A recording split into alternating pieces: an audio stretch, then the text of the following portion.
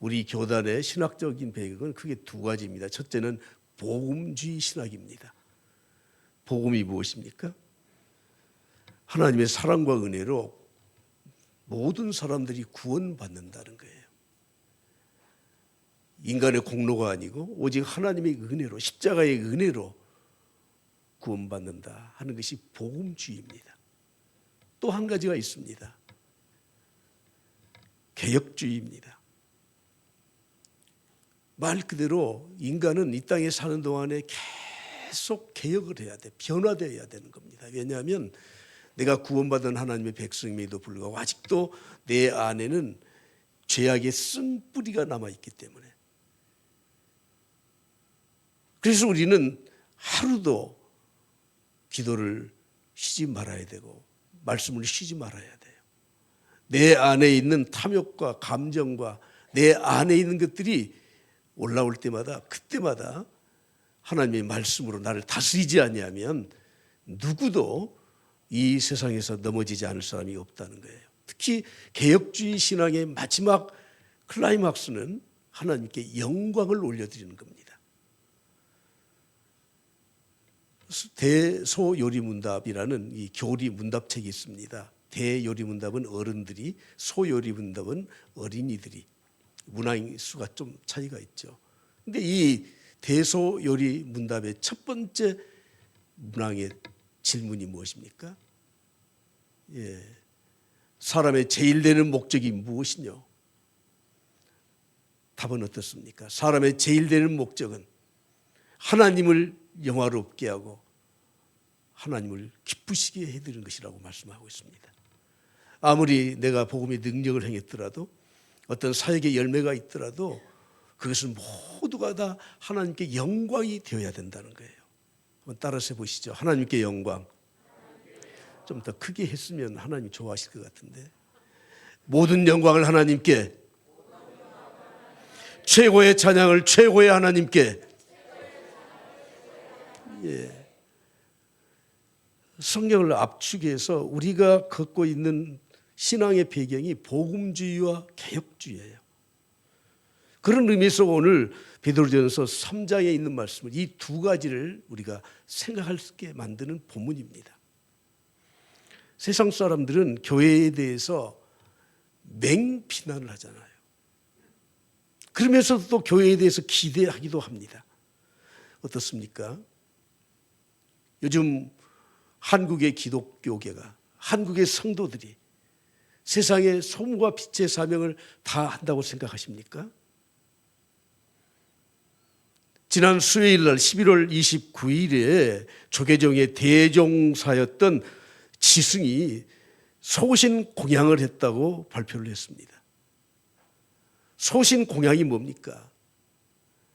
자기 몸을 불태워 부처에게 바쳐 드리는 것이라는 거예요. 여러분, 도대체 이해가 되질 않습니다. 어떤 사건이 있었는지, 어떤 이유가 있었는지 모르지만 스스로 목숨을 끊었지 않습니까? 이것을 핑계대기 위해서 또는 미화시키기 위해서 이런 말을 했다고 하면 이건 종교의 의무를 다하지 못하는 아주 잘못된 거예요.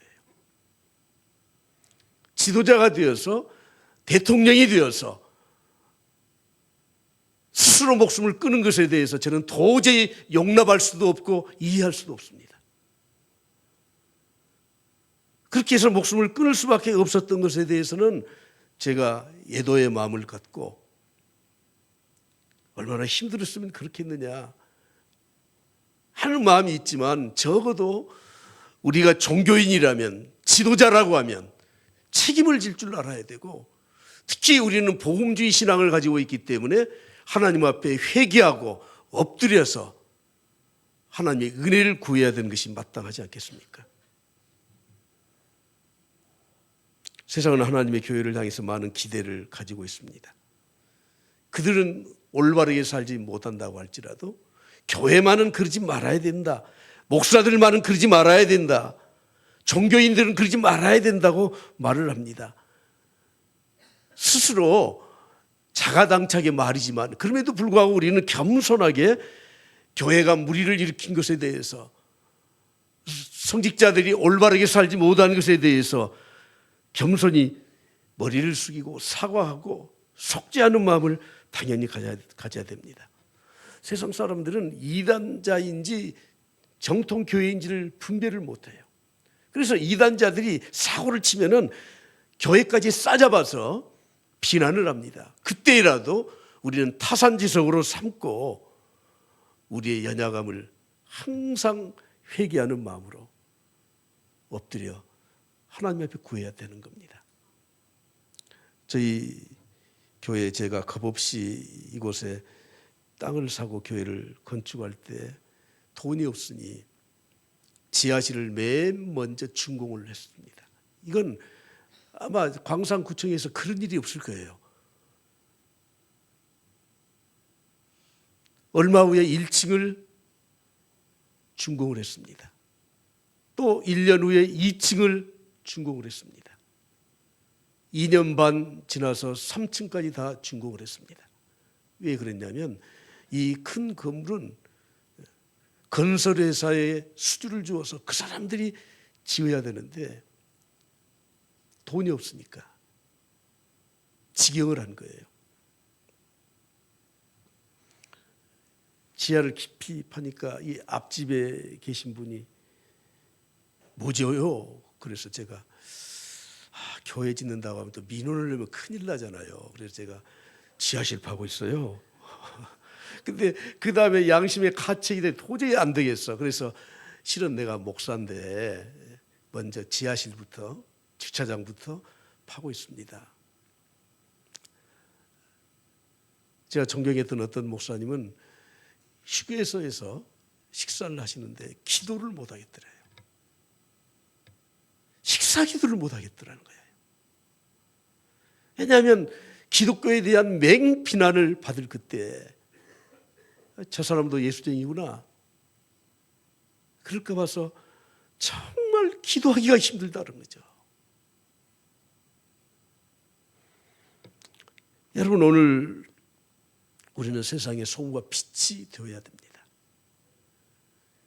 그때 공사를 할 때 우리 교회에 이제 나온 지 얼마 안 되신 분이 저에게 그런 이야기를 하더라고요. 어느 식당에 가서 식사를 하는데 우리 교회 이야기를 해서 귀가 쫑긋해서 들었대요. 그랬더니 첨단교회가 여기 들어온다고. 그러면서 하는 말이 첨단교회 목사는 절대 신용을 어기지를 않는다고. 인건비 주기로 한 약속 그 날짜에 어떻게든지 지불을 했고요. 물건값 어떻게든지 가서 지불을 했어요. 왜냐하면 그분들은 그거 받고 사는 사람들인데. 사랑하는 성도 여러분, 오늘 세상 사람들은 우리에게 비난하면서도 기대하고 있다는 걸 아셔야 됩니다. 오늘 저는 이 찬송을 좀 꼭 같이 부르고 싶습니다. 매일 스치는 사람들. 여러분, 세상 사람들을 그냥 보지 마시고 이 찬송의 가사에 있는 것처럼 그들은 뭘 원하는가, 우리는 뭘 줄 수 있는가 생각하면서 이 찬양을 같이 부르겠습니다.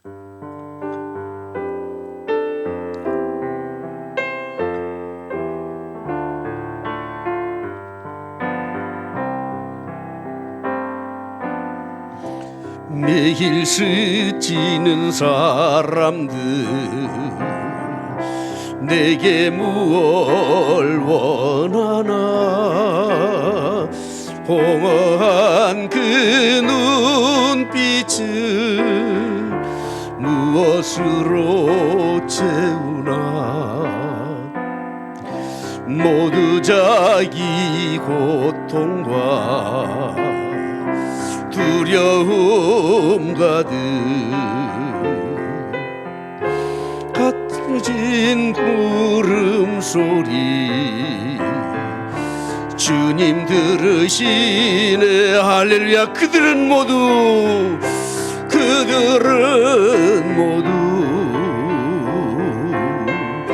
주가 필요해 깨지고 상한 마음 주가 여시네. 그들은 모두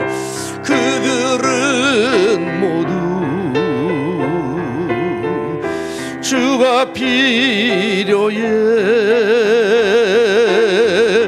모두 알게 되리 사랑의 주님.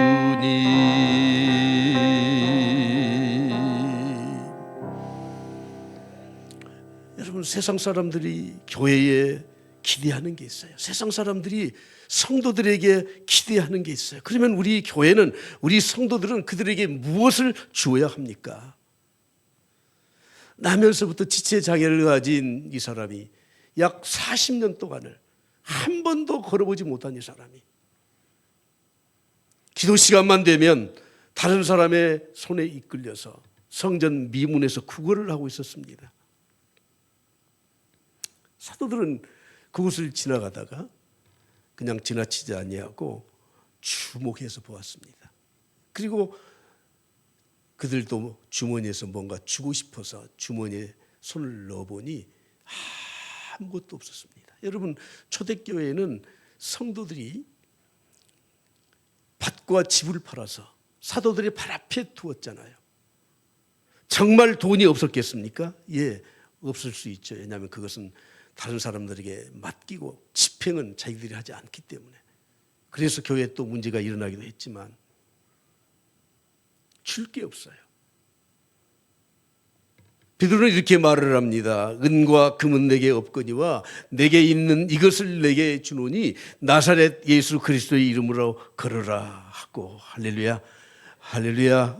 여러분, 복음 사역은 물질로만 하는 건 아니에요. 물론 물질이 가야 될 때가 있지만 가장 중요하고 핵심적인 것은 나사렛 예수 그리스도의 이름, 복음의 능력이라고 하는 것입니다. 종교개혁 이전 중세 때에 토마스 아퀴나스라고 하는 훌륭하고 유명한 신학자가 있었습니다.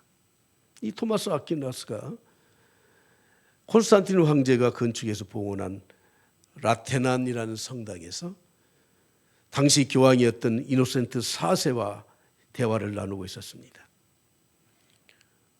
발코니에서 대화를 하다가 마침 그때 각국에서 보내온 헌금들이 수레에 가득 실어져서 성당으로 도착하고 있었습니다. 그때 희색이 만연한 이노센트 4세는 이렇게 말을 했죠.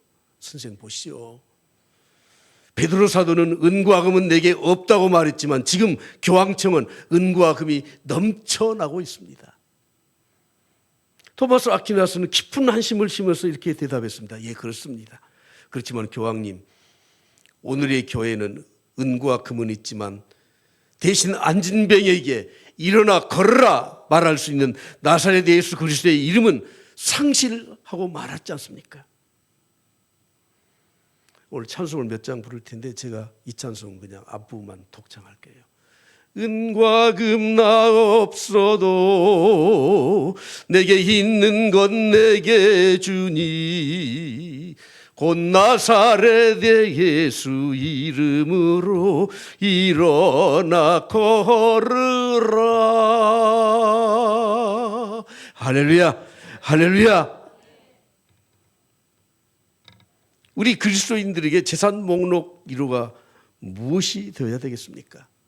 물론 물질로 환산할 수 없는 것이지만 우리에게 가장 중요한 재산 목록 1호는 예수 그리스도여야 됩니다. 할렐루야. 교회의 자산의 1호는 예수 그리스도의 이름 복음의 능력이어야 되는 겁니다. 때로는 교회가 경제적으로 어려울 때도 있습니다. 힘들어서 어쩔 수 없이 교회를 팔아 넘길 수밖에 없는 때도 있을지 모릅니다.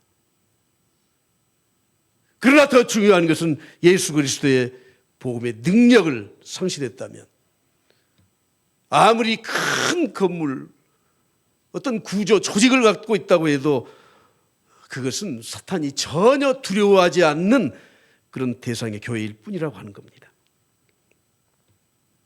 어떤 작가의 집이 불이 났었는데 그 작가는 자기 집에 화재가 난 이후에 정말 인생에 소중한 것이 무엇인가를 알았다고 고백을 합니다. 유명한 작가였기 때문에 자기의 작품을 게재를 하면 수입도 많았습니다.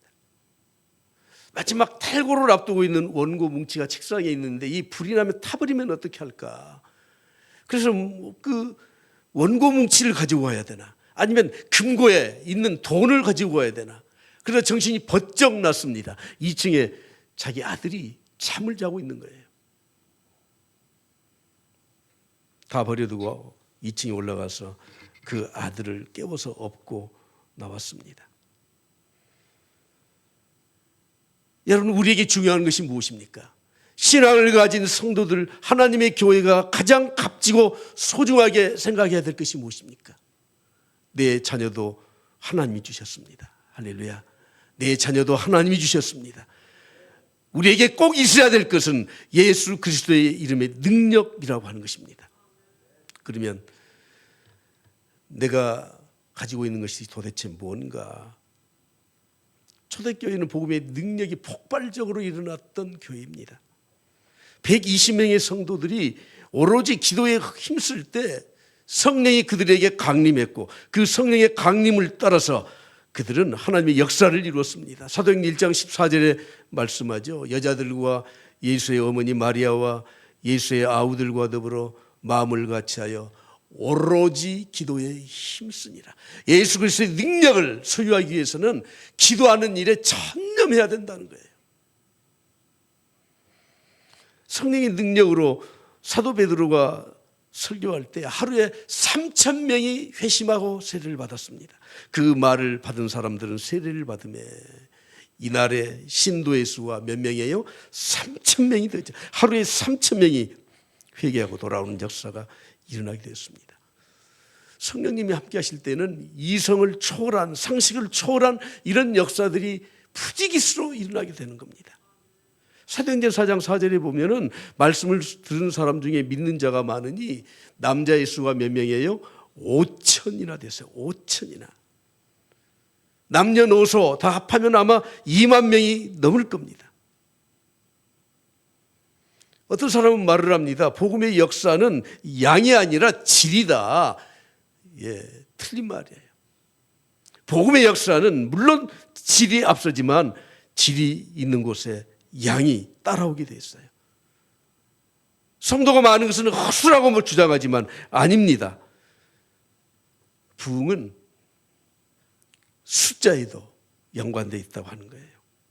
양과 질은 같이 갑니다. 호주나 미국 서부에 가면 초대형 목장이 있습니다. 말과 소와 양을 그들이 목축을 하는데 두 가지 방법을 쓴다고 합니다. 어마어마한 큰 목장을 렌치라고 해요. 렌치라고 해요. 그런데 미국의 아이오밍주의 클릭 렌치의 면적이 2,266제곱킬로미터예요. 여러분, 계산이 잘 안 되잖아요. 평수로 계산을 해보니까 70억 평이에요. 제주도의 넓이가 1833.2제곱킬로미터예요. 55억 평이에요. 제주보다 한참 더 큰 목장이에요. 여러분, 그걸 어떻게 관리합니까? 정문에서 저택까지 가는데 자동차로 10분, 15분 가야 저택이 나오는 엄청나게 큰 목장을 어떻게 관리합니까? 첫 번째 방법은 펜스를 치는 거예요. 울타리를. 그런데 여러분, 그렇게 넓은 곳에 다 펜스를 못 치잖아요. 위험한 곳만 이렇게 막아요. 그보다 좀 규모가 작은 곳은 전체를 펜스를 칠 수가 있겠죠. 한꺼번에 몰려든 이 2만 명의 성도들을 도대체 어떻게 관리하겠습니까? 과거에 40-50년 전에 한국교회에서 목사님들이 신방을 할 때는 새벽부터 밤늦게까지 신방을 했는데 제가 서울에서 있어서 압니다. 목사님들, 자가용 있는 목사님들 별로 없어요. 교회 승합차 없어요. 무슨 행사에 있어서 어디 수련회 가면 꼭 장로님이나 집사님, 그 사장 집사님 차 태워다 주면 갔었습니다. 그때 한 서너 명 너댓 명 신방대원과 함께 시내버스 탔습니다. 2번, 3번 갈아타고 땀 뻘뻘 흘리면서, 그땐 에어컨도 없는 차를 어떻게 관리합니까? 집에 전화가 있습니까? 어떻게 옆집에 전화번호를 어떻게 알아내서 긴급한 상황이 있으면 옆집에 전화해서 바꿔달라고 하고, 그래서 목회를 했었던 때가 있습니다. 신방을 영어로 패스토럴 인비테이션이라고 하더라고. 근데 내가 아무리 생각해도 인비테이션, 초대받아서 간 게 아니에요. 찾아간 거지. 패스토럴 비짓이지. 여러분들도 신방 오는 걸 좀 부담스러워 하잖아요. 펜스를 치는 거예요.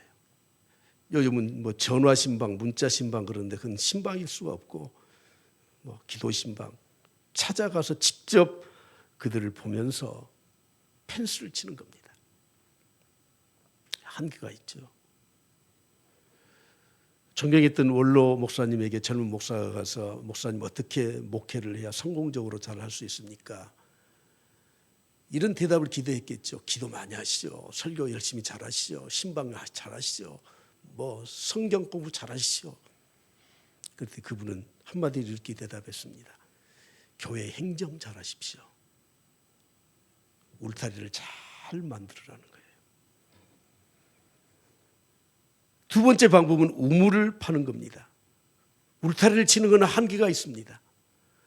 관리하기 좋은 곳에다가 우물을 파놓으면 소와 말과 양과 이 가축들이 그곳에 모여, 그곳에. 여러분, 양은 목자의 음성을 알고 목자는 양의 이름을 부른다고 말씀하지 않습니까? 목회도 마찬가지라고 생각해요. 울타리에 목회가 있습니다. 죄송하지만 서울에 있는 이 부교육자들은 신방 할당량이 있더라고요.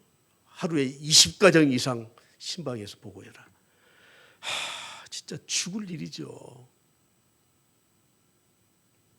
펜스만 쳐서는 안 돼. 울타리는 외부의 공격을 막는 장점이 있지만 사람의 힘이 도저히 못 미쳐요. 못 미쳐. 우물 목회는 말씀 목회예요. 성도들이 말씀을 듣고 은혜 받고 자원해서 하나님의 교회에 나오게 된 겁니다. 주님을 따르던 많은 무리들이 주님을 떠나갔습니다. 그때 주님은 제자들에게 이렇게 말을 했죠. 너희도 가려느냐. 참 자조 섞인 말 같이 들리지 않습니까? 너희도 가려느냐. 베드로가 뭐라고 답을 합니까? 주여, 영생의 말씀이 주께 있사오니 우리가 누구에게로 가오리까? 우리가 누구에게로 가겠습니까? 세상 사람들은 교회에 대해서 비난하면서도 기대합니다. 우리 성도들에게 비난하면서도 기대합니다.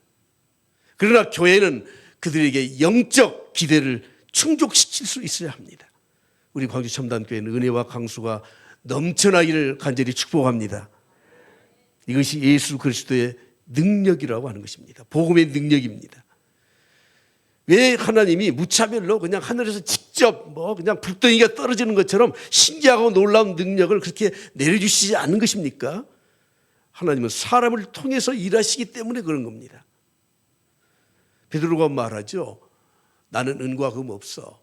내가 너에게 줄 게 한 가지 있어. 곧 나사렛 예수 그리스도의 이름으로 일어나 걸으라 하고 7절 말씀에 말씀하잖아요. 오른손을 잡아 일으키니, 오른손을 잡아 일으켰어. 여러분들이 지금 고통받고 있는 영혼들을 손으로 붙들고 일으키고자 하는 사람이 누구 있으십니까? 내 손으로 그들을 일으키고 싶은 영혼의 타락한 자들, 실망한 자들, 육신의 질병 때문에, 삶의 공고함 때문에 세상을 떠나기를 원하는 그런 사람들을 우리 손으로 잡아 일으켜 본 적이 있으십니까? 하나님은 베드로를 도구로 사용하신 겁니다. 복음 사역자들을 통해서 은혜를 주시고 능력을 주시고 그들을 일으켜서 세울 수 있도록 오늘 또 예수 그리스도의 능력을 하나님의 사람들에게 베풀어 주시는 줄 믿습니다. 특별히 베드로를 비롯한 12 사도들은 교회의 기초를 놓아야 되는 사람들이에요. 그들은 복음을 전하는 사람들입니다. 하나님의 교회를 굳게 세우기 위한 방법 중에 하나로 나면서부터 지체장애를 가진 40년 동안 한 번도 걸어보지 못한 이 사람을 일으켜 세워주었던 것입니다. 여러분 생각해 보십시오. 맨날 이 안진뱅이들이 일어나고 죽었던 사람들이 살아나면 여러분 세상은 요지경 속이 돼요. 질서가 없어져요. 혼란만 초래될 겁니다. 복음이 전파되어야 될 곳에 하나님의 살아계심을 그들이 믿고 고백할 수 있도록 이런 기적을 베풀어 주시는 겁니다. 예수님은 어떤 분이십니까? 저는 예수님이 어떤 분인가 궁금할 때마다 찬송가 96장을 제가 부릅니다. 96장 가사에 보면 1절에 이렇게 되어 있죠. 예수님은 누구신가?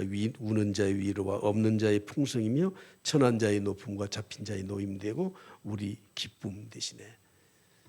2절 3절을 좀 다 같이 부르죠. 예수님은 누구십니까? 약한 자의 강함이십니다.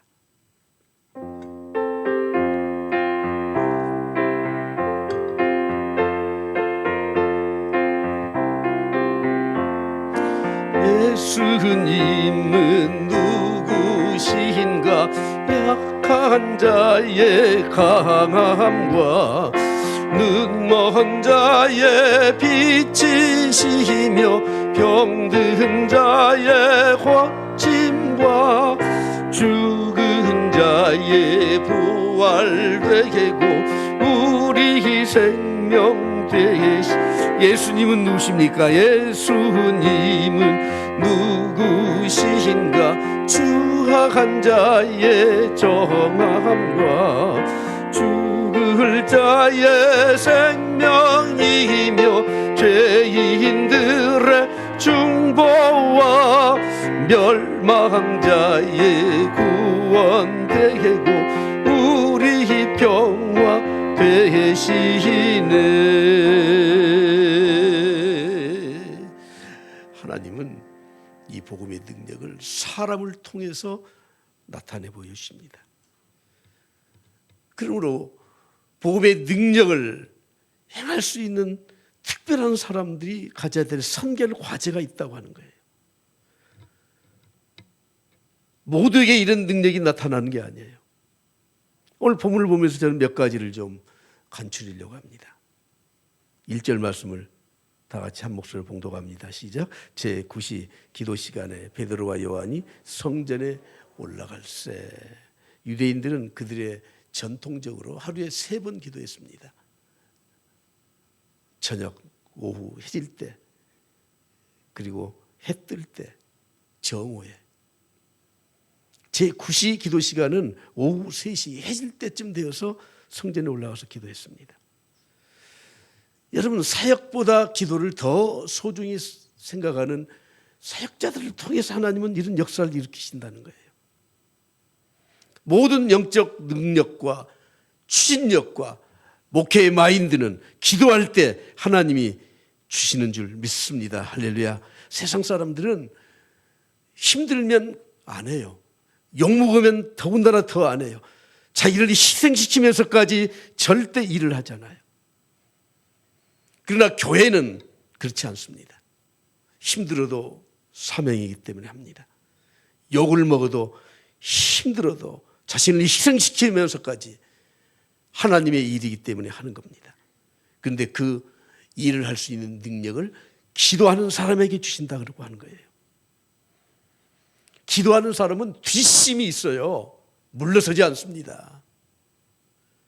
왜냐하면 하나님이 뒷배가 되어주시기 때문에 사람을 보고 세상을 보고 실망하지 않습니다. 누가 나를 해할 수 있느냐? 하나님이 나를 위하신데 내 목숨을 누가 해할 수 있느냐? 담대하지 않습니까? 시편 55편 17절에 보면 저녁과 아침과 정오에 내가 근심하여 탄식하리니 하나님 앞에 간구하는 자에게 다 같이 보십시오. 시작. 여호와께서 내 소리를 들으시리로다. 할렐루야. 두 번째로는 하나님은 교회를 귀히 여기는 사람을 사용하십니다. 사도들은 그때 당시에 가진 핍박과 환난을 당했습니다. 근데 그 핍박을 하는 사람들이 누굽니까? 예루살렘 교회의 제사장들과 지도자들이에요.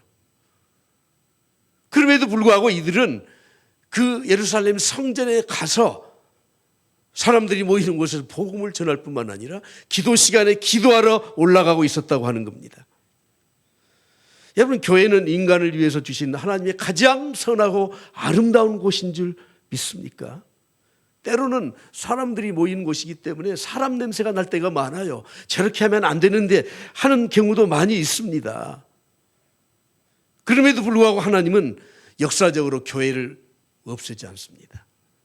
바꾸도록 하고 변화되도록 해서 종교개혁을 일으켜서 교회를 새롭게 하고, 사명을 감당하지 못할 때 촛대를 옮겨서 다른 곳에 또 다른 교회를 통해서 하나님의 역사를 이루게 하시는 분이십니다. 하나님은 교회를 축복의 통로로 삼으신 줄 믿습니다. 시편 122편 6절 이렇게 말씀하죠. 예루살렘을 위하여 평안을 구하라. 예루살렘을 사랑하는 자는 다 같이 시작. 형통하리로다. 예루살렘이 무엇입니까? 하나님의 성전이 있는 곳이고, 예루살렘이 무슨 곳입니까? 교회를 지칭하는 곳입니다. 하나님은 예배를 사모하는 자를 사용하십니다. 예배는 하나님을 경배하는 것입니다. 은혜를 구하는 시간입니다. 예배의 성공은 신앙의 성공이요, 예배의 성공은 인생의 성공입니다. 저는 지난 주일 우리 운영위원들과 함께 몇 가지 이야기하면서 2024년에는 꼭 이렇게 했으면 좋겠습니다.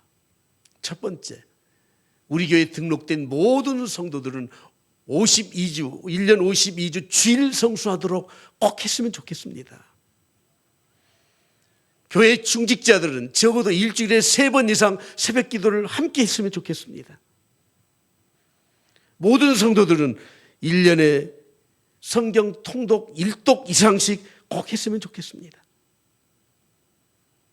그리고 네 번째, 전 교인이 하나님 앞에 물질 헌신했으면 좋겠습니다. 매 주일마다 주일헌금 드리고 온전한 11조 구별해서 명목적인 11조가 아니라 온전한 11조 하나님 앞에 드리면서 하나님 앞에 첫 열매를 드렸으면 좋겠습니다. 그리고 성도라고 하면 한 부서 이상씩에서 섬겼으면 좋겠습니다. 가장 기본적인 말씀을 드렸습니다. 여러분, 어떤 사역자들, 어떤 성도들을 사용하십니까? 예배를 사모하는 자들이에요. 지금도 하나님은 예배하는 자를 찾고 계신다고 말씀하지 않습니까? 요한복음 4장 24절 보십시오. 아버지께서는 자기에게 이렇게 예배하는 자를 찾으시고 계십니다. 하나님은 기도하는 자에게 은혜를 주시고 능력을 주셔요. 하나님은 기도하는 자를 절대 빈손으로 돌아가지 않도록 하신다고 말씀하고 있습니다.